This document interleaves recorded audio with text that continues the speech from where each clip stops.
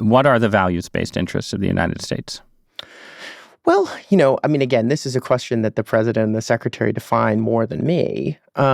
But the values-based, we are a responsible party. And we go back to China, right? You talked about we're doing this in a way that is more respectful of people's sovereignty, of their dignity. I mean, I think it's kind of funny, right? I had dinner with a foreign minister of a Gulf country who was talking about how, oh, thank God, you guys are here because, when the last administration, it started under Susan Rice, they kept on sort of agitating for the unionization of the foreign workers in my country. And there's a real point of tension with diplomatic sort of tension between the United States and this country because they started saying, well, you need to unionize your foreign workers, all of that stuff, right? I mean, completely detached from any sort of American interest. And so sort of like you get to these points where, sure, I mean, you might abstractly believe in the United States. I happen to not be sort of a proponent of organized labor, but that's another thing entirely. Well, I mean, the issue, as a matter of sort of wait. The issue in the Gulf countries, right, is whatever you think about organized labor, right, is that there is a scale of exploitation of their foreign workers that goes a bit beyond. But the question is that our problem, right? Right. I mean, is it our problem as the United States to be spending our diplomatic capital,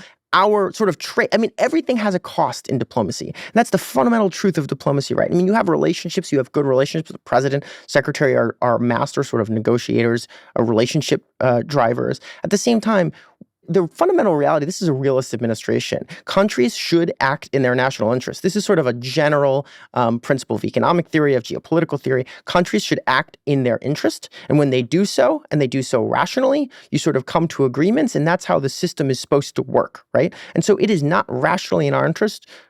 And we were the suckers of the global system for so long because we were one of the only countries in the world that was sort of bumbling around acting in other people's interests instead of ours, right? And you can't serve two masters at the same time. I mean, as much as we'd like to sort of advance these humanitarian interests in our private capacity, in our personal capacity, in our moral capacity, our religious capacity, ultimately you cannot serve two masters. The United States, we've just gone through a long discussion that started with unionization in the Gulf states in response to me asking you what are our values-based interests. Well, I'm going to return. Story, right? Right. Well, so you're saying that's an example of what it's not, right? What it's not is what is a situation? What is a situation where the U.S., by advancing its moral values, the values of a democratic society that has a Bill of Rights, right, that supports human freedom and human dignity in some way, what is the point at which that becomes part of our foreign policy, if it does?